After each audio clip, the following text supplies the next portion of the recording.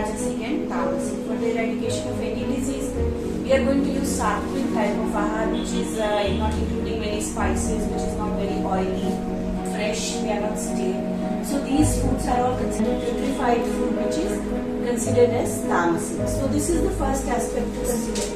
Then the second aspect to consider that certain rules have been described in Ayurveda called as ahara vidhi vidhana. So the first rule is that we are supposed to eat the snigdam mujjut, we are supposed to eat food with a little bit of oil.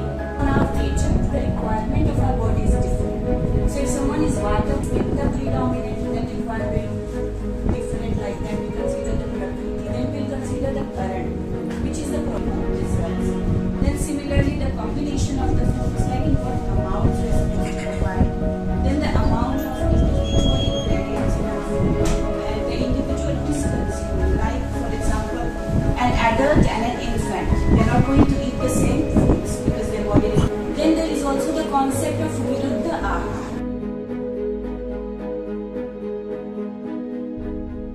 ये जो महीना है ये sarcoma cancer awareness के तौर पे मनाया जाता है, जुलाई जो है। और पूरी दुनिया में आप जानते हैं जैसे कैंसर शब्द का नाम ले तो उसमें बहुत सारे बीमारियां और तमाम तरह की चीज़ें जो हम लोग अक्सर समय समय पे इस पर बात करते रहते हैं। सार्कोमा एक खास तरह का एक प्रकार है जो रोगियों में होता है और बहुत खतरनाक होता है।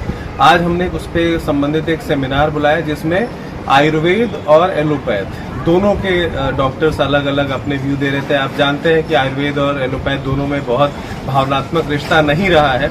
उस रिश्ते को कायम करने के लिए और दोनों के अपने व्यू और कैसे समय के हिसाब से ये ज़रूरत आन पड़ी है कि दोनों को एक साथ काम करना पड़े, उसके लिए दोनों के एक्सपर्ट्स हमने बुलाए हैं। जैसे आयुर्वेद में डॉक्टर ऋचा त्रिपाठी, रश्मि सिंह, मुक्ता त्रिपाठी, एलोपैथ में बहुत मशहूर सर्जन सुधीर सिंह जी, हड्डी के बहुत अच्छे डॉक्टर गौतम चक्रवर्ती जी, विनीत यादव जी, इसके अलावा डेंटिस्ट है हमारे साथ रजत सिंह और शांतनु वाजपेयी।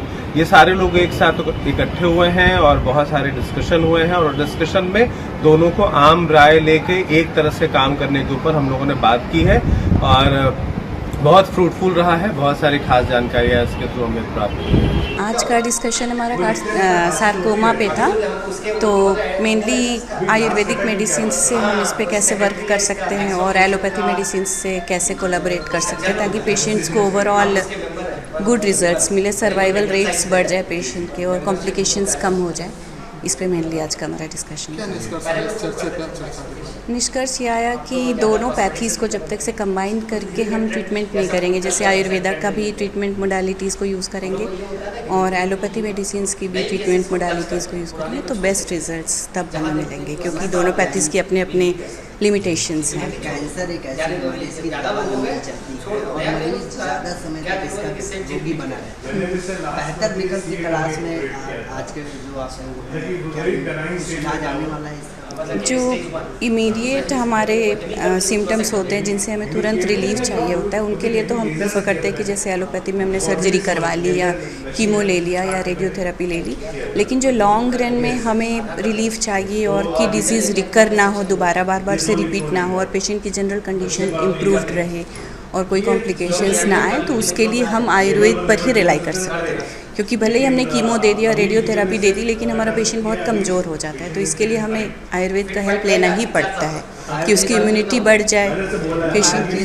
कितने महीने तक की दवाई? ये तो केस टू केस डिपेंड करता है कि अगर कोई अर्ली केस है, न्यू है डिजीज़, तो बहुत जल्दी भी रिस्पॉन्ड कर जाते हैं पेशेंट्स, और जो कि थोड़ा क्रोनिक हो गए हैं, जिनके सिम्टम्स ज़्यादा हैं, तो उनका ट्रीटमेंट है लंबे।